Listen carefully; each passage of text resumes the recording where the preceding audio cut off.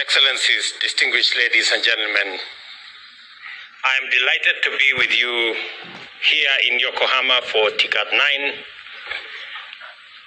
As our partners and partnership with Japan advances with reinvigorated energy, expanding in scope, deepening in substance, and delivering tangible outcomes for both Africa and Japan.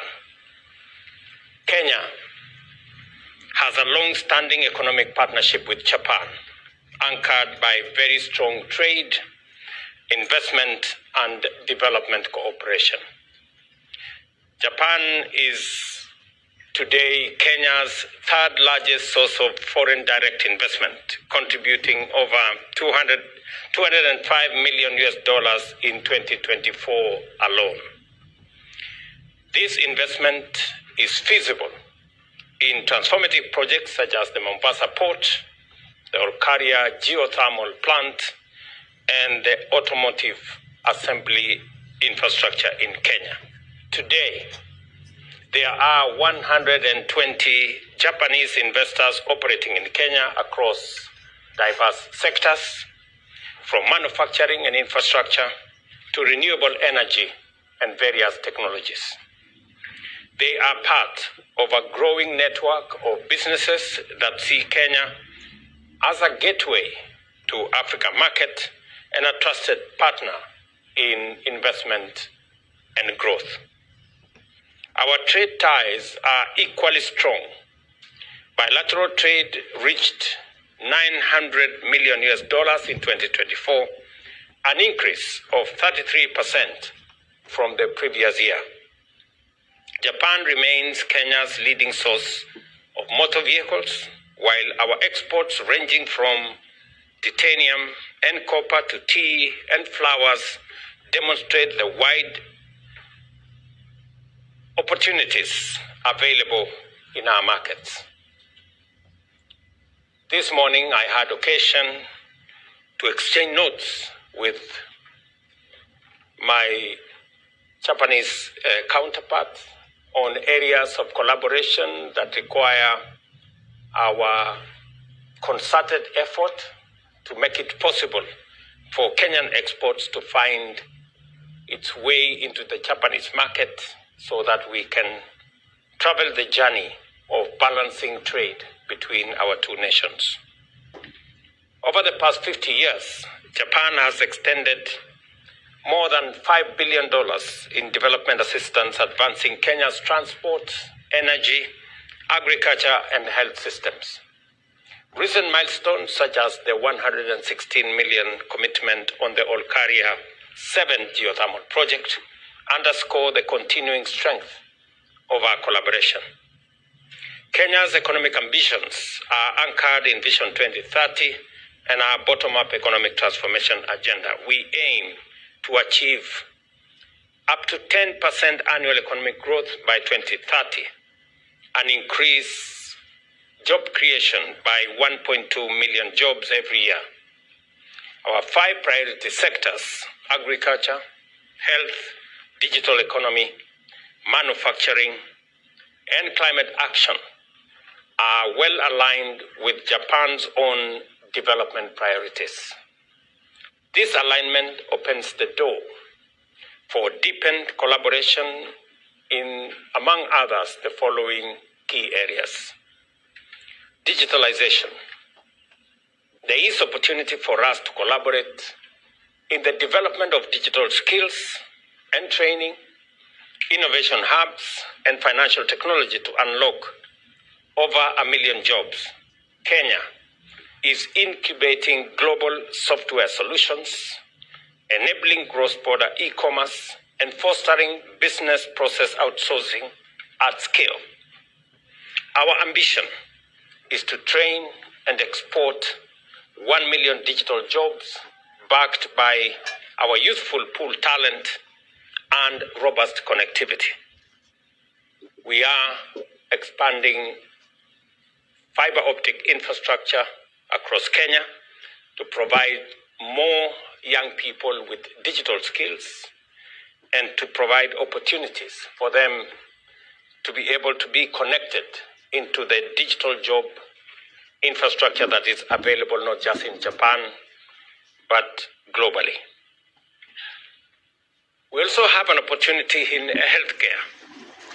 We seek partnership to enhance universal health coverage, strengthen diagnostics and research, and deploy technology to eliminate wastage, improve efficiency in healthcare financing, and expand our access to not just technology, not just health commodities, but also to work with Japanese companies on ensuring that we have the equipment necessary for us to deliver health.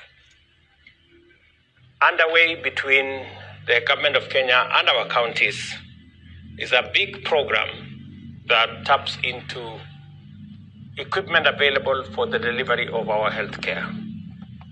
We have, at the moment, a 200 billion equipment facility that we are discussing with our counties, and I will be looking out for Japanese firms to participate in supporting our healthcare program that is currently underway in Kenya by equipping our hospitals at level 2, level 3, level 4, and our referral hospitals as well.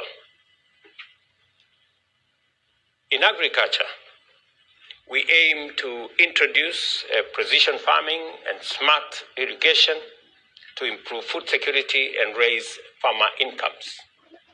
We are currently discussing with JICA the expansion of a Hero rice irrigation scheme in Bunyala, additional rice irrigation scheme in Migori, in Kuja, in Mwea. We are discussing another 40,000 acre facility of rice in Bura and another 50,000 acre facility in Tana Delta. We will be looking out for Nerika, the Japanese strain of rice. We will be looking out for research.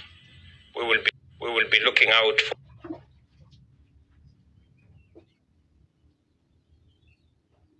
earlier meeting with the Prime Minister of Japan.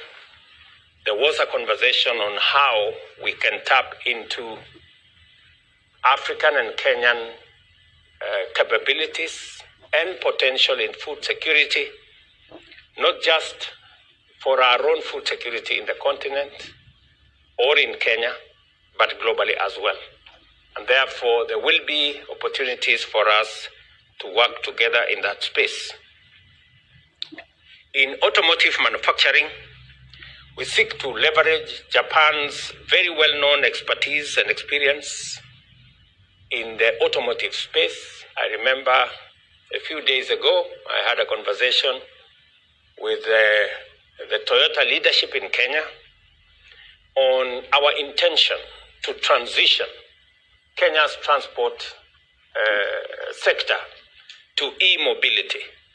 And there is an opportunity for Japan to work with Kenya in this space because we are making deliberate, intentional steps to transition to e-mobility. We have already put out our intention to buy 5,000 vehicles for our police and our provincial administration that must be in the space of electric mobility. And I believe that Toyota has an opportunity. I remember discussing this with the leadership there.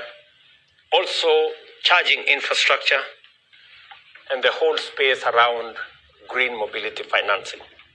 There is opportunity for that kind of conversation, and I hope the teams, both from Kenya and Japan in this meeting, will be discussing that business opportunity that is readily available. On matters to do with climate and sustainability, We want to discuss with Japanese colleagues on joint investment in green opportunities, in ammonia, in green steel, renewable energy, and clean cooking solutions. Again, in my earlier conversation this morning, we were discussing on how we can expand opportunities in our geothermal facilities using Japanese technology and financing. And again, there is opportunity for us to expand that conversation in this forum.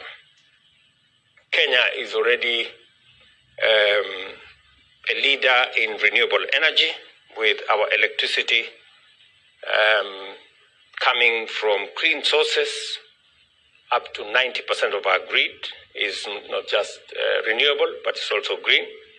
And we are scaling interventions in green hydrogen, e-mobility, and climate resilient infrastructure. Equally, Kenya's financial markets and capital ecosystem are maturing.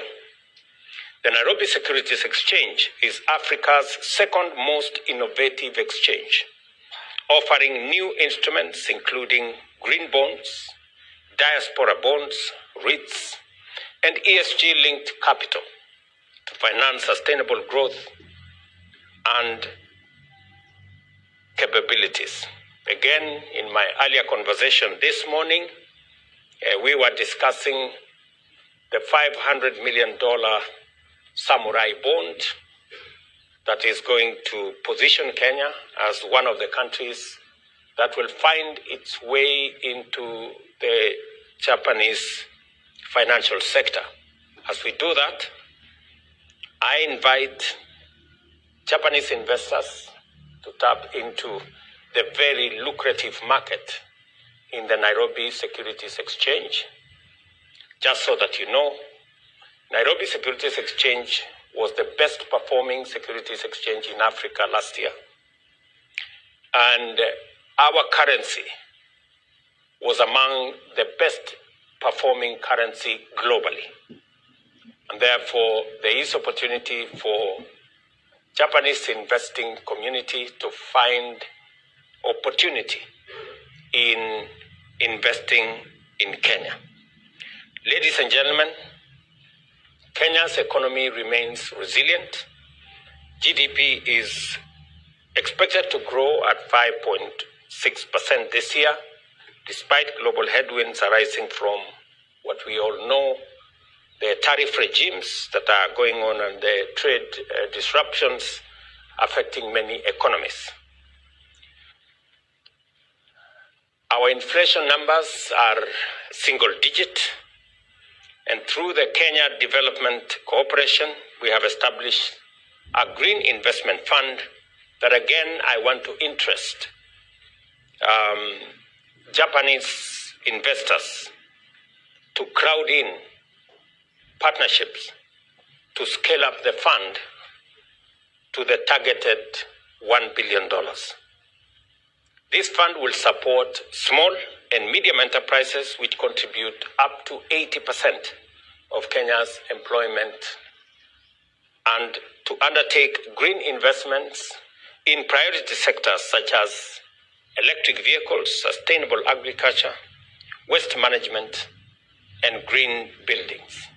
Again, there is opportunity for colleagues here to discuss opportunities in that space, as I strongly encourage Japanese fund managers present here today to invest in this fund, which is dedicated to addressing climate change challenges while growing the green economy.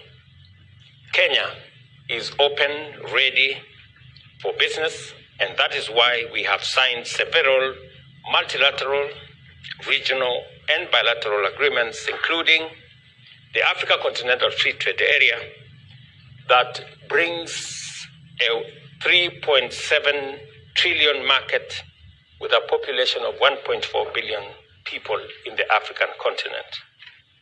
The Kenya-European Union Economic Partnership Agreement that was signed and ratified and came into force last year presents a market of 19 trillion with a population of 450 million people. Again, that is an instrument that has already been signed, that is ready, and there is opportunity for Kenyan and Japanese collaboration to tap into this market.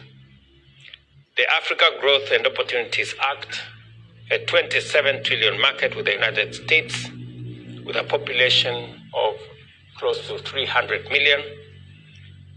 The Minister for Trade and Investment, as I talk to you, is currently winding up conversation and discussion on a bilateral agreement between the US and Kenya, again to present an opportunity to business people to work together and leverage on these opportunities to expand your enterprises, your businesses, generate more profits for yourselves, create opportunities for our young people, and grow our economy as we jointly work together for the benefit of both Japan and Kenya. Also, last month, I was in the UK, where we again underscored the Kenya-UK Economic Partnership Agreement. Again, another 3.3 trillion market instrument that brings together a population of close to 120 million. To mention again is the Kenya-UAE Comprehensive Economic Partnership Agreement that we've just concluded, and I signed this last year with the UAE, again providing opportunity for growth in enterprise and business between the business community investing in our region.